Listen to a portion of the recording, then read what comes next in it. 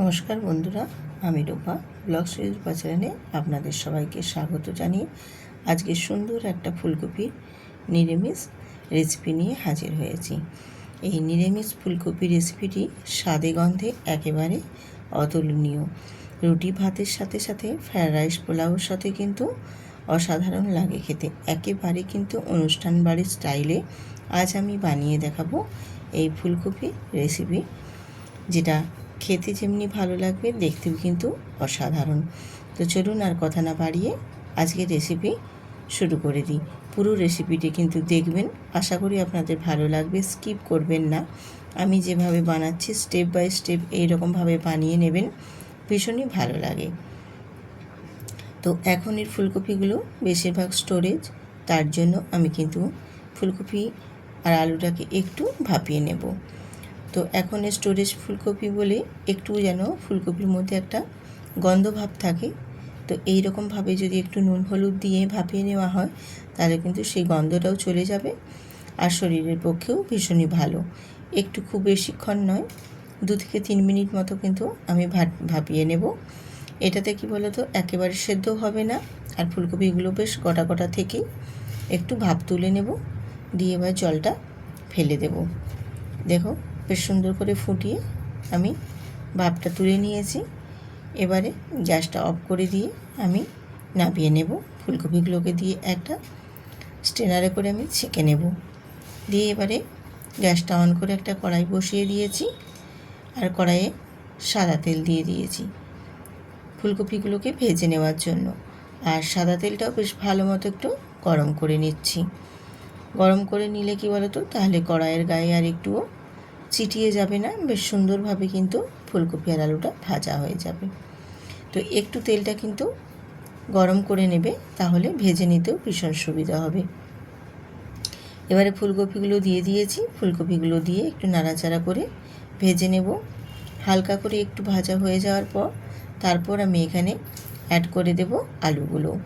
এই রকমভাবে যদি এখনের এই ফুলকপিগুলো এইভাবে একটু ভাপ তুলে তারপর ভেজে রান্না করা হয়, স্বাদটা কিন্তু ভীষণ সুন্দর আসে, আর ফুলকপিগুলো খেতেও ভীষণ ভালো লাগবে।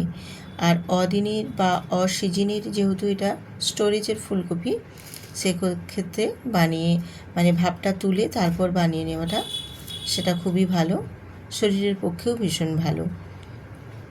আলু আর ফুলকপিগুলোকে দেখো আমি একটু নাড়াচাড়া করে বেশ লালচে লালচে করে ভেজে নেব। আর লালচে লালচে করে ভেজে নেওয়ার পর তারপর ফুলকপিগুলোকে আমি তুলে নেব একটি পাত্রে। আজকের এই ফুলকপি আলু রেসিপিটি যদি আপনাদের ভালো লেগে থাকে তাহলে কিন্তু অবশ্যই বন্ধুদের সাথে শেয়ার করবেন, আর ভিডিওটিতে একটি লাইক দিয়ে সুন্দর করে একটা কমেন্ট করে দেবেন।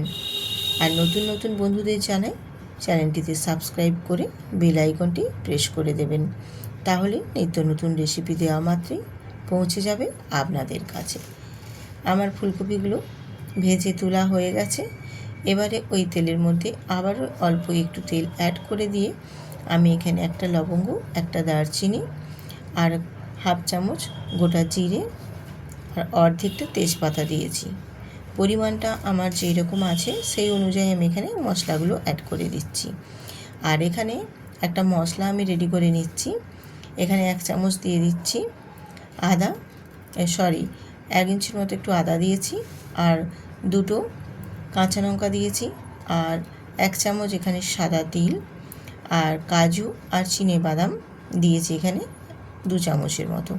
দিয়ে এটা সুন্দর করে একটা পেস্ট বানিয়ে নেব। আর ওদিকে যে আমার মশলাটা সুন্দর করে একটা ভাজার সেন্ট উঠে গেছে, সেই পর্যায়ে আমি এবারে বেটে রাখা মশলাগুলো দিয়ে দিলাম। দিয়ে একটু মিক্সিটা ধুয়ে অল্প একটু জল দিয়ে এবারে বেশ ভালো করে কিন্তু নাড়াচাড়া করে নিতে হবে। আর মশলাটা দিয়ে দেওয়ার পর কিন্তু অনবরত নেড়ে চেড়ে মশলাটা কষিয়ে নিতে হবে। এই কারণ এখানে কাজু আর বাদাম দেওয়া আছে, সেক্ষেত্রে কিন্তু কড়াই লেগে যাওয়ার ভয় থাকে, যাতে না কড়ার মধ্যে লেগে যায়, তার জন্য এটা অনবরত কিন্তু নেড়ে চেড়ে সুন্দর করে কষিয়ে নিতে হবে। আর এখানে দিয়ে দিলাম স্বাদ মতো নুন, আর দেবো হলুদের গুঁড়ো আর কাশ্মীরি লঙ্কার গুঁড়ো, দিয়ে আবারও খুব ভালো করে একটু কষিয়ে নেব। এটা কষানো হয়ে যখন তেল ছেড়ে যাবে তখন কিন্তু ভীষণ সুন্দর লাগবে। আর এত সুন্দর একটা গন্ধও বেরিয়েছে বন্ধুরা, একবার হলেও এইভাবে বানিয়ে দেখবেন। একেবারে অনুষ্ঠান বাড়ির স্টাইলে কিন্তু এই ফুলকপি কষার রেসিপিটি বানিয়ে রেডি হয়ে যাবে। একেবারে সুন্দর স্বাদে গন্ধে অপূর্ব লাগবে, মনে হবে অনুষ্ঠান বাড়িরই রান্না আপনি বাড়িতেই রান্না করছেন। এত সুন্দর স্বাদ এবং গন্ধ দুটোই বেরিয়ে আসবে, যেটা একবার হলেও বানিয়ে বাড়িতে ট্রাই করবেন। আমি মশলাটা দেখো বেশ ভালো মতো করে অনেকটাই কষানো হয়ে গেছে। এই পর্যায়ে এখানে দিয়ে দিয়েছি একটু চানা মশলা। আর চানা মশলাটা দিলে এর টেস্টটা কিন্তু আরও সুন্দর হয়, তার জন্য আমি চানা মশলাটা এখানে অল্প একটু অ্যাড করেছি। তোমাদের যদি না হাতের সামনে থাকে না দিলেও কোনো অসুবিধে নেই। তো দিয়ে মশলাটা বেশ সুন্দর করে কষিয়ে নেব। দেখো বেশ একদম তেল ছেড়ে গেছে সুন্দর করে, আর মশলাটা থেকেও ভীষণ সুন্দর একটা গন্ধ বেরিয়েছে। ঠিক এই পর্যায়ে এখানে আমি একটা কাঁচা লঙ্কা দিয়ে দিলাম, দুখণ্ড করে কাঁচা লঙ্কার মানে এটা একটু বড় ছিল বলে। আর এবারে আলু আর ফুলকপি দুটোই ভেজে রাখা দিয়ে দিলাম। দিয়ে মশলাটার সাথে খুব ভালো করে একটু নাড়াচাড়া করে কষিয়ে নেব। এরকমভাবে মশলাটার সাথে ফুলকপি আর আলুটাকেও একটু কষিয়ে নিলে ফুলকপিটার ভেতরেও মশলাগুলো বেশ সুন্দরভাবে ঢুকবে, আর ফুলকপি আলু দুটোই কিন্তু খেতে ভীষণ ভালো লাগবে। এইভাবে একটু কষিয়ে নিতে হবে সুন্দর করে। এইভাবে কষানো হয়ে গেলে তারপর এখানে আমি দিয়ে দেবো 1/2 চামচের মতো কাসুরি মেথি। কাসুরি মেথিটা দিলে এই টেস্টটা আরও সুন্দর আসে, দ্বিগুণ পরিমাণে বাড়িয়ে তোলে, যেটা এত সুন্দর একটা ফ্লেভার নিয়ে আসবে যে ভাত রুটির সাথে সাথেও পোলাও, ফ্রায়েড রাইস, বাটার নান সবের সাথে খেতে পারবে। ভীষণ সুন্দরভাবে এই আজকের ফুলকপি আলু রেসিপিটি রেডি হয়ে যাবে। ভীষণই সুন্দর, যাকে খাওয়াবে সেও খেয়ে প্রশংসা করবে। এবং বানানো যে খুব বেশি সময় লাগে তাও নয়, খুবই তাড়াতাড়ির মধ্যে রেডি হয়ে যায়। আর ঘরে থাকা উপকরণ দিয়েই কিন্তু বানিয়েও নেওয়া যায়। ভীষণই সুস্বাদু লাগে খেতে। আমি এখানে জল দিয়ে দিয়েছিলাম, দেখো মশলাটা কষিয়ে নিয়ে তারপর একটু ফুটিয়ে নিয়েছি। আর ঠিক এরকমভাবে একটু ফুটিয়ে নিতে হবে, তাহলে আলুগুলো বেশ সুন্দরভাবে সেদ্ধ হয়ে যাবে। আর যেহেতু আমি আলুগুলো একটু হাফ সেদ্ধ করেই নিয়েছিলাম, তারপর মশলার সাথেও কষিয়ে নিয়েছি। দিয়ে এইভাবে আর একটু জল দিয়ে ফুটিয়ে নেব, যেটুকু বাকি থাকবে সেটুকুও হয়ে যাবে বেশ সুন্দর করে। এবার একটু নাড়াচাড়া করে আবারও একটু ফুটিয়ে নেব। গ্রেভিটা আর একটু কমে আসলে তারপর এখানে আর একটু নাড়াচাড়া দিয়ে তারপর নামিয়ে নেব। তো বেশ সুন্দর করে কিন্তু একটু ফুটিয়ে রেডি করে নিতে হবে। এইভাবে বানিয়ে নিলে স্বাদে গন্ধে একেবারে অতুলনীয়। এত সুন্দর সেন্ট বেরিয়েছে বন্ধুরা, যে একবার না বাড়িতে বানালে বুঝতে পারবে না।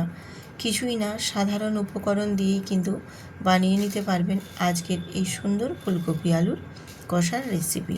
ভীষণই সুন্দর রেডি হয়ে গেছে। আমি গ্যাসটা অফ করে তারপর নামিয়ে নিয়েছি। নামিয়ে নিয়ে আপনাদের সাথে তারপর শেয়ার করছি বন্ধুরা। দেখতে যেমনি সুন্দর হয়েছিল, খেতেও কিন্তু ভীষণ সুস্বাদু হয়েছিল। আর এত সুন্দর একটা স্মেল বেরিয়েছিল, যেটা বলে বোঝানো যাবে না বন্ধুরা। একবার হলেও বাড়িতে বানিয়ে তারপর আমাকে কমেন্ট করে জানাবেন, দিদিভাই সত্যি ভীষণ সুন্দর হয়েছিল। আপনার রেসিপি দেখে বাড়িতে ট্রাই করে তারপর আমাকে কমেন্ট করে জানাবে যে আজকের এই ফুলকপি আলুর রসা কীরকম হয়েছে বা কষা কীরকম রান্নাটা হয়েছে, তারপর আমাকে জানিও। তো এইভাবে বন্ধুরা একবার বানিয়ে ট্রাই করবেন, আশা করছি ভীষণ ভীষণ ভালো লাগবে। আবার দেখা হবে, আজ এখানেই রাখছি।